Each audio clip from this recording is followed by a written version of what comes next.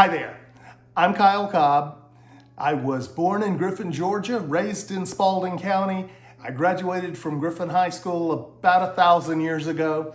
Since that time, I have been traveling the world. I've explored 60 countries, studied 24 religions. I've written a few books, some history books, some paranormal history books. I've been a paranormal investigator for many decades. I'm one of the folks that when things go bump in the night, I'm one of the guys who push back. Why is this important? Well, one of the first investigations I did was the Bailey-Tebault house in Griffin, Georgia. I was one of the first investigators, and I brought a team in for several investigations. Well, I have been honored by the Griffin-Spalding Historical Society to come to the Haunted Happy Hour event that's on October 23rd. And it's going to be an amazing event. They're going to have cocktails available for purchase. They're going to have hors d'oeuvres. It's going to be a mixing kind of thing. And then I've been honored to actually give a speech.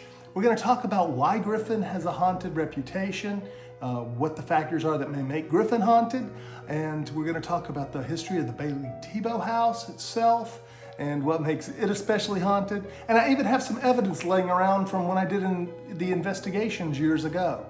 So I'm really looking forward to it. I think it's going to be an amazing time. Just a couple quick facts about Griffin as to why it's haunted that we're going to talk about a little more. But Griffin actually had Indian mounds located in the city, and they were actually plowed under by farmers, and all the artifacts were just tossed along the edges of the fields. So that's something pretty cool, and that may prove that Griffin has been occupied since 1000 BC. So that's one of the amazing things about Griffin. Another really cool fact about Griffin, it was the hospital for convalescents during the Civil War. So as the Second Battle of Chattanooga occurs and people are evacuated, the injured soldiers are evacuated by train, they go to Kennesaw for triage, and then they're taken to Griffin to convalesce. Griffin takes care of 5,000 Confederate and Yankee soldiers. And that's one of the reasons Griffin has such a haunted reputation, because so many people go through there and so many people die just from their injuries. And when we talk about the Bailey-Tebault house, it has this amazing history.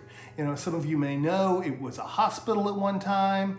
It has been a funeral home, and it's just got a great history, and it's one of the many, many antebellum houses that the city of Griffin occupies. So there's lots of stuff going on in Griffin, and we're going to talk about it.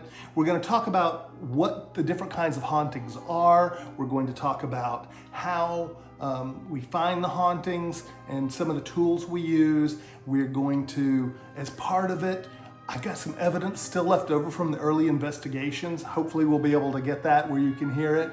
And so we've got a lot of really cool things that we're going to do that night. You can get tickets. I hear they're selling out pretty quickly, but you can get them at the Griffin-Spalding Historical Society's website, and I'll put the tag at the end of this video. It'll be an amazing time, and I really look forward to hearing you and seeing you there. It's going to be just, I think, a really cool event. So please, please, I hope to see you soon. I want you to have a nice day, and most importantly, have a happy Halloween, because the season is upon us. Have a great day.